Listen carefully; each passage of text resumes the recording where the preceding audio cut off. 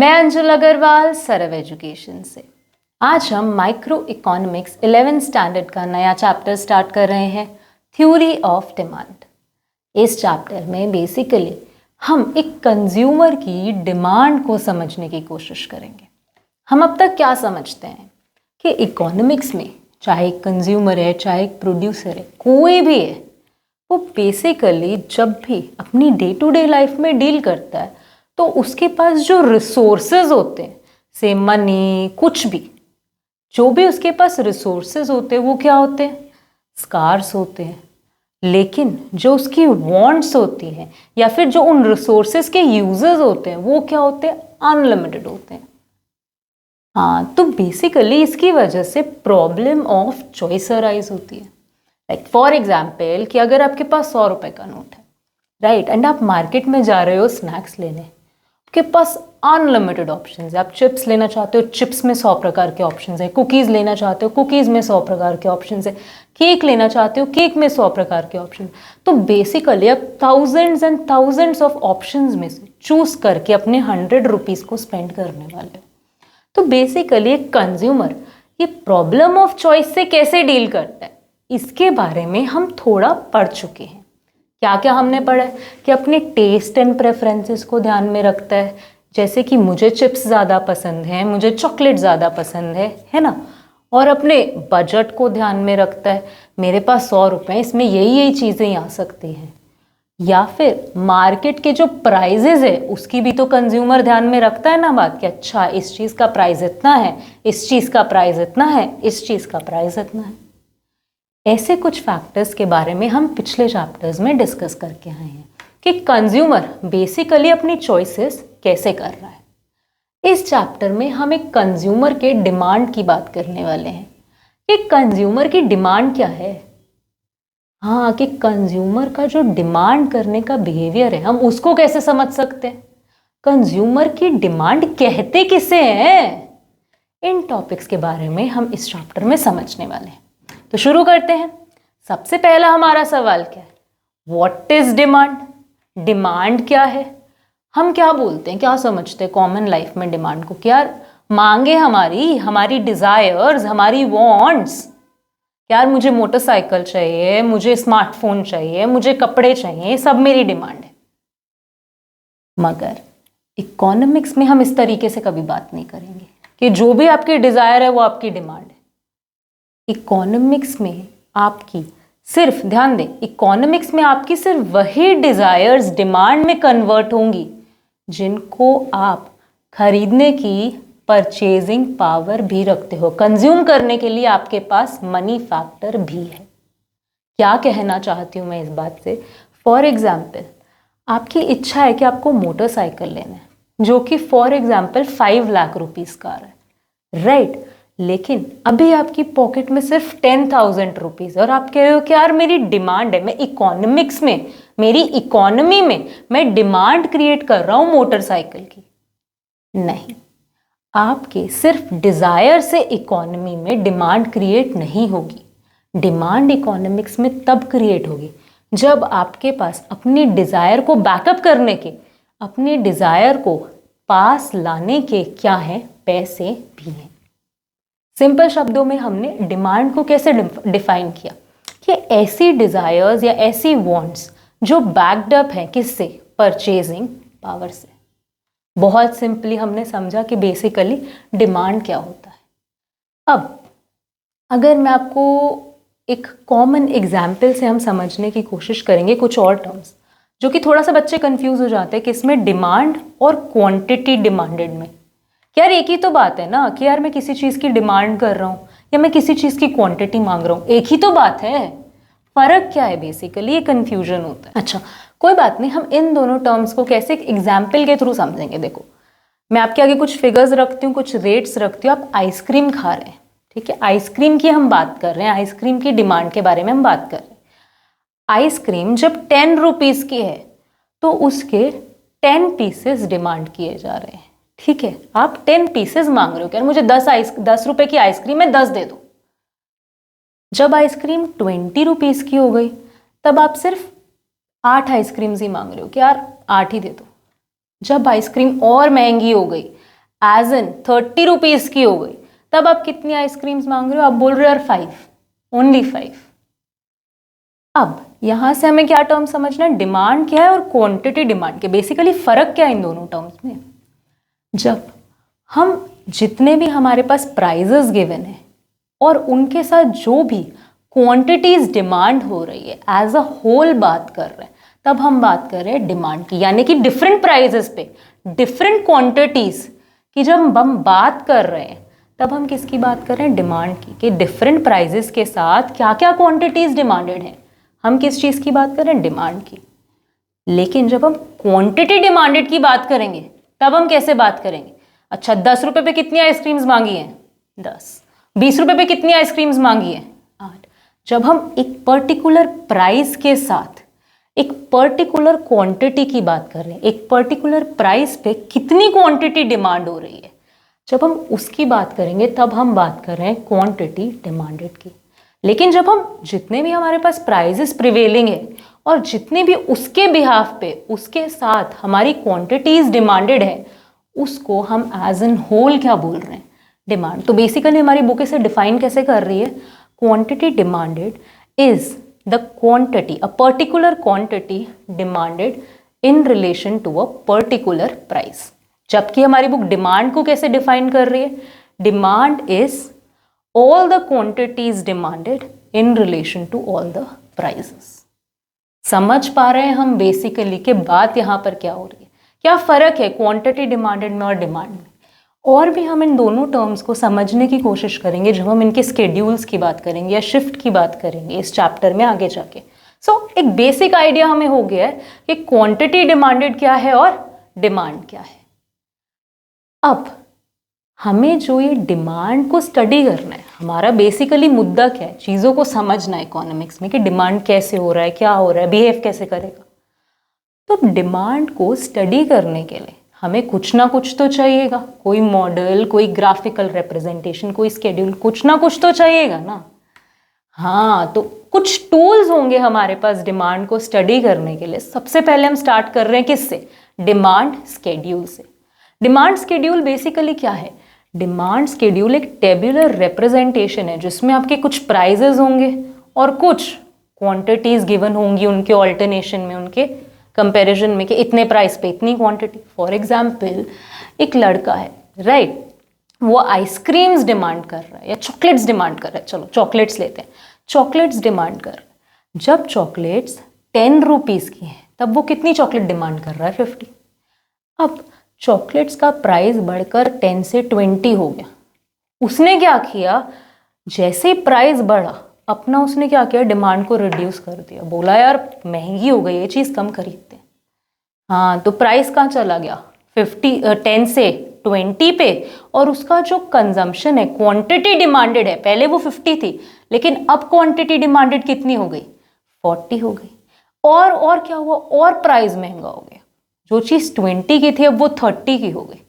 उसने और अपना कंजम्पशन घटा दिया और क्वांटिटी डिमांडेड घटा दी। 40 से क्या हो गया? 30। जब इन्हीं टर्म्स को मैं एक टेबल में रिप्रेजेंट कर देती हूँ तो वो मेरा डिमांड स्केड्यूल बन जाता है। बेसिकली इस स्केड्यूल को जब हम स्टडी कर रहे हैं, समझ रहे हैं, तो हमें क्या समझ में आ रहा है कि जैसे जैसे प्राइस बढ़ रहा है वैसे वैसे डिमांड पे क्या इफेक्ट पड़ रहा है? हमारी जो क्वांटिटी डिमांडेड है वो क्या हो रही है? रिड्यूस हो रही है। हाँ, बेसिकली हमें क्या समझ आया कि जो प्राइस है और जो हमारी क्वांटिटी डिमांडेड है, ये आपस में क्या है? इनवर्सली प्रोपोर्शनेट है, इनवर्सली रिलेटेड है। यानी कि प्राइस बढ़ रहा है तो हमारी डिमांड घट रही है।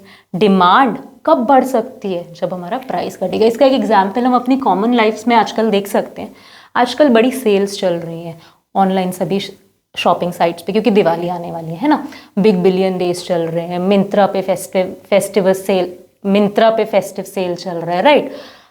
तो बेसिकली क्या होने वाला है? क्योंकि प्राइस ड्रॉप हो गए इसलिए सभी लोग क्या कर रहे हैं? शॉपिंग कर रहे हैं। डिमांड क्या हो गई है? बढ़ गई है। तो जैसे हम ये चीज़ क्या नोटिस कर रहे हैं ऐसे कि जैसे जैसे हमारे प्राइजेस रिड्यूस होते हैं हमारी डिमांड बढ़ती है। लेकिन अगर किसी चीज़ का प्राइस अप चला जाए, कोई चीज़ महंगी हो जाए, तो उसके लिए हमारी डिमांड क्या हो जाएगी? कम हो जाएगी। कॉमन लाइफ से हम ये चीज़ें बिल्कुल अडाप्ट कर सकते हैं। आपके पास कुछ ऐसे एग्जाम्पल्स हो जहाँ पे प्राइस अप एंड डाउन से हमारी क्वांटिटी डिमांडेड पे इन्वर्स इफेक्ट पड़ रहा है, तो आप कमेंट सेक्शन में ड्रॉप कर सकते हैं। ओके, तो लेक्चर कंटिन्यू करते हुए हमें बेसिकली समझ आया कि डिमांड स्केड्यूल क्या है, एक रिप्रेजेंटेशन है हमारी क्वांटिटी डिमांडेड का इन रिलेशन टू हमारे डिफरेंट डिफरेंट प्राइजेस। अच्छा, ये तो हमने बात की सिर्फ एक लड़के की, राइट, ये हमारा क्या बन गया, इंडिविजुअल डिमांड स्केड्यूल। अगर मैं बात करूं सभी की, 2, 3, 4, 5 पूरी मार्केट की डिमांड की बात कर रही हूँ, तो मैं क्या करूँगी, डिफरेंट डिफरेंट लोग ऑब्वियसली डिफरेंट डिफरेंट डिमांड्स करने वाले ना। इस लड़के ने 10 रुपीज़ की जब आइसक्रीम थी या चॉकलेट थी तब कितनी चॉकलेट्स की डिमांड की थी, 50 चॉकलेट्स की। एक और लड़की है, वो जब 10 रुपीज़ की चॉकलेट है तब कितनी चॉकलेट्स डिमांड कर रही है, 40 चॉकलेट्स। जब 20 की हो गई तब इसने डिमांड की 40 चॉकलेट्स। उस लड़की ने अपना डिमांड घटा के कितना कर दिया, 30 कर दिया। तो बेसिकली हम समझ पा रहे हैं कि हर किसी का अपना अपना डिमांड होगा। अब जब हम इन डिमांड्स को साथ में जोड़ देते हैं तो वो हमारा क्या बन जाता है, मार्केट का डिमांड बन जाता है। तो बेसिकली हमारे बुक का एक अजम्पशन है कि हम सिर्फ 2 पर्सन्स मान के चलते कि हमारी मार्केट में सिर्फ 2 ही लोग हैं, फॉर सिंपलर रिप्रेजेंटेशन और कुछ नहीं। तो हमारा अजम्पशन है कि 2 पीपल्स हैं आपकी, 2 पीपल है आपकी मार्केट में। तो आपका मार्केट स्केड्यूल कैसा दिख रहा है, 2 लोगों की डिमांड दिखा रहे हैं, 2 लोगों की क्वांटिटी डिमांडेड दिखा रहे हैं ऑल्टरनेटिव प्राइजेस के साथ। तो अगर हम इसको स्केड्यूल में रिप्रेजेंट कर रहे हैं तो ये हमारा क्या बन जाएगा, मार्केट डिमांड स्केड्यूल। समझ आया हमें बेसिकली कि डिमांड स्केड्यूल में बात क्या हो रही है, राइट। चलो, अब एक चीज़ तो हमें अब तक पता चली गई है कि जब भी हम किसी चीज़ का स्केड्यूल बना रहे हैं उसको जब हम ग्राफिकली रिप्रेजेंट कर देंगे तो हमारा कर्व बन जाएगा, राइट। तो अगर मैं individual demand schedule graphically represent कर देती तो वो मेरा क्या बन जाएगा, डिमांड कर्व। तो मेरे डिमांड कर्व का स्लोप देख रहे हैं आप, ये डाउनवर्ड स्लोपिंग है, राइट। क्या मतलब है डाउनवर्ड स्लोपिंग का, कि इनवर्स रिलेशन है, प्राइस बढ़ रहा है डिमांड घट रही है, डिमांड बढ़ रही है किस केस में, जब हमारा प्राइस कम हो रहा है। इसी तरीके से जो हमारा मार्केट स्केड्यूल था उसको अगर हम ग्राफिकली रिप्रेजेंट कर देंगे तो हमारी बन जाएगी मार्केट डिमांड कर्व। देख सकते हैं आप मार्केट डिमांड कर्व में एक्चुअली हमने किया क्या है, हमने प्राइस के ऑल्टरनेशन में, प्राइस के रिलेशन में दोनों क्वांटिटी डिमांडेड को सम करके रिप्रेजेंट कर दिया है। देख सकते हैं हम हमारे ग्राफ्स कुछ इस तरीके से स्लाइड डाउन कर रहे हैं। अब एज यूजुअल हमने जब ग्राफ ड्रॉ कर लिया तो हम स्लोप की बात तो करेंगे ना, कि जो स्लोप है, ये जो लाइन है डिमांड कर्व की, ये इस तरीके से क्यों है। हाँ, तो चलो इसके बारे में बात करते हैं। पहली बात क्या है कि हमारा जो स्लोप है वो डाउनवर्ड स्लोप कर रहा है, डाउनवर्ड फॉल कर रहा है। इसका क्या रीज़न है, हमने हमेशा ये चीज़ समझने की कोशिश की है कि जब भी हमारा जो स्लोप है वो डाउनवर्ड स्लोपिंग है, डाउनवर्ड फॉल कर रहा है, किस वजह से होगा वो, जब भी हमारी चीज़ों के बीच में क्या होगा, इनवर्स रिलेशनशिप होगा। यहाँ पर हमारे पास कौन कौन सी चीज़ है जो हमने ग्राफ पे प्लॉट की, तो प्राइजेस प्लॉट किए और एक क्वांटिटीज प्लॉट की।